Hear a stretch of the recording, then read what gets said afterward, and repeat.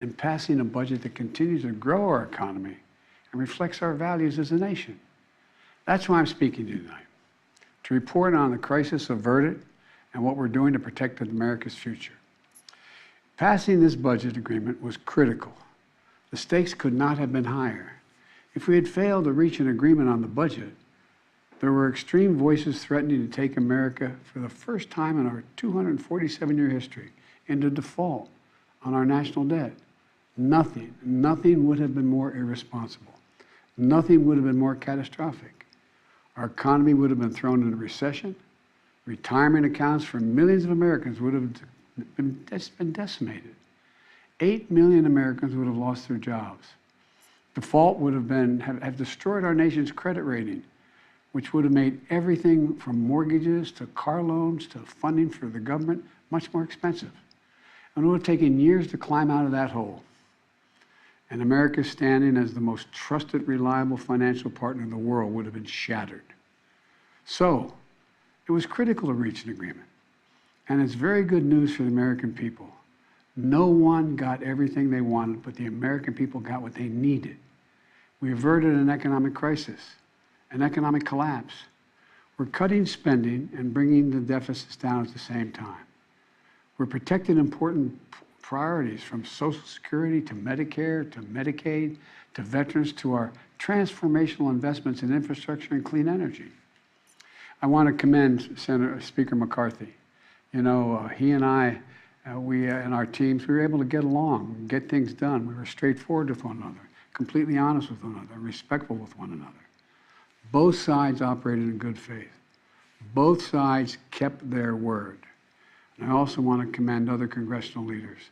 House Minority Leader Jeffries, Senate Majority Leader Schumer, Senate Minority Leader McConnell. They acted responsibly and put the good of the country ahead of politics. The final vote in both chambers was overwhelming, far more bipartisan than anyone thought was possible. So, I want to thank the members of Congress who voted to pass this agreement, which I'm going to sign tomorrow and become the law. So here's what the deal does. First, it cuts spending. And over the next 10 years, the deficit will be cut by more than $1 trillion. And that will be on top of the record $1.7 trillion. I already cut the deficit in my first 2 years in office.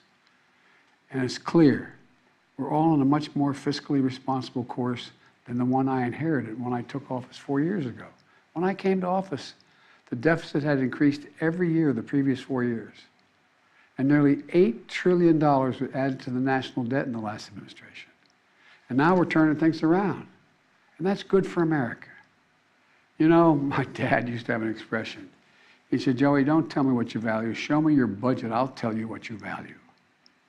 That's at the heart of this debate. What do we value? Protecting seniors.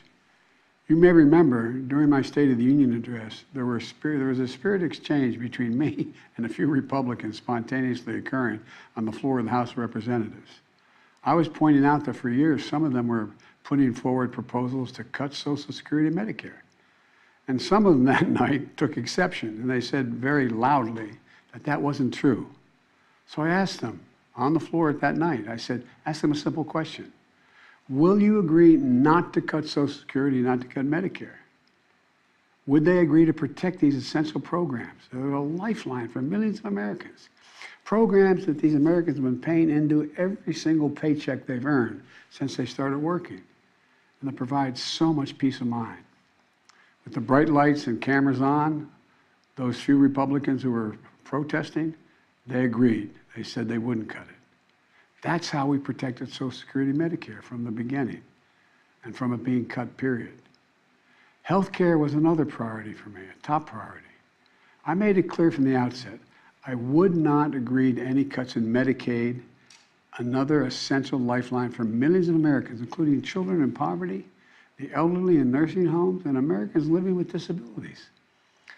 The original House Republican proposal would have cut health care for up to 21 million Americans on Medicaid. And I said no. And Medicare was protected. And so were millions of people most in need.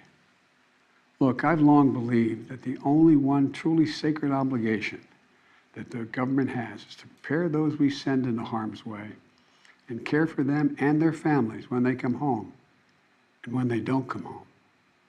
That's why my last budget provided VA hospitals with additional funding for more doctors, nurses, and equipment to accommodate the needs of veterans and more appointments. The House Republican plan would have meant 30 fewer million VA healthcare visits for our veterans. But we didn't let that happen. In addition, this bill fully funds the bipartisan PACT Act, the most significant law in decades for veterans exposed to toxic burn pits and for their families. It expands access to those veterans and their families to health care and to disability benefits. Look, we're investing in America and our people and in our future. We've created over 13 million new jobs, nearly 800,000 manufacturing jobs. Where is it written that America can't lead the world again in manufacturing? Unemployment is at 3.7%. More Americans are working today than ever in the history of this country. And inflation has dropped 10 straight months in a row. In this debate, I refuse to put what was responsible for all this economic progress on the chopping block. This bipartisan agreement protects the law that will help us build the best infrastructure in the world. It fully protects the CHIPS and Science Act, which is going to bring key parts of our supply chain to America, so we don't have to rely on others, like semiconductors, those tiny computer chips smaller than the tip of your finger that affect nearly everything we rely on, from cell phones to building automobiles to the most sophisticated weapon systems and so much more. We protected another law that I passed and signed last year that finally beat Big Pharma, which I've been trying to do for over 30 years. It finally gives Medicare the power to negotiate lower drug prices, just like the VA has been able to do for veterans. This law has already dramatically cut the cost of insulin for seniors, from as much as $400 a month to just $35 a month for insulin. Negotiating lower drug prices not only saves seniors a lot of money, it saves the country a lot of money. $160 billion that's not having to be paid out because drug prices are more rational. We pay the highest drug prices of any industrial nation in the world, and it's just the beginning. You know, we also protected the most significant breakthrough ever in dealing with the existential threat of climate change. Today, new wind and solar power is cheaper than fossil fuel. Since I've been in office, clean energy and advanced manufacturing have brought in $470 billion in private investments. It's going to create thousands of jobs, good-paying jobs, all across this country, and help the environment at the same time. Remember, at the beginning of this debate, some of my Republican colleagues were determined to gut the clean energy investments. I said, no, we kept them all. And there's so much more to do. We're going to do even more to reduce the deficit. We need to control spending if we're going to do that. But we also have to raise revenue and go after tax cheats and make sure everybody's paying their fair share. No one, I promise, no one making less than $400,000 a year will pay a penny more in federal taxes. But like most of you at home, I know the federal tax system isn't fair. That's why I kept my commitment, again, that no one earning less than $400,000 a year will pay a penny more in federal taxes. That's why last year I secured more funding more IRS funding to go after wealthy tax cheats. The nonpartisan Congressional Budget Office, and it is nonpartisan, says that this bill will bring in $150 billion, and other outside experts expect that it would save as much as $400 billion, because it's forcing people to pay their fair share. Republicans may not like it, but I'm going to make sure the wealthy pay their fair share. I'm also proposed closing over a dozen special interest tax loopholes for big oil, crypto traders, hedge fund billionaires, saving taxpayers billions of dollars. Republicans defended every single one of these special interest loopholes, every single one. But I'm going to be coming back, and with your help, I'm going to win. Right now, catch this, right now the average billionaire in America pays just 8% in federal taxes. 8%.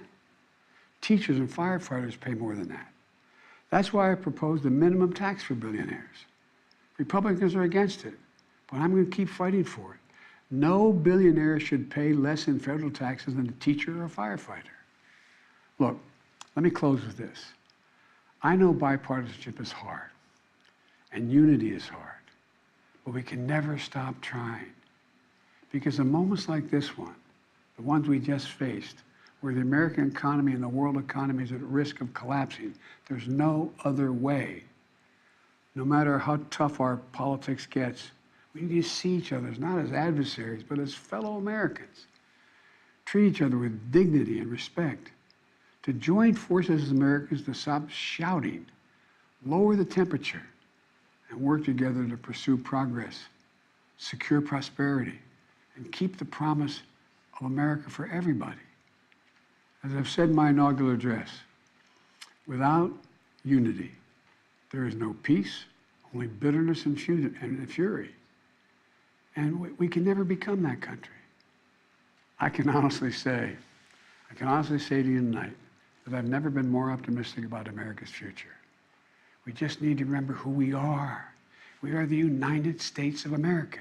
And there's nothing we can't do when we do it together. So thank you all for listening, taking the time tonight to listen to me. May God bless you all, and may God protect our troops. Thank you.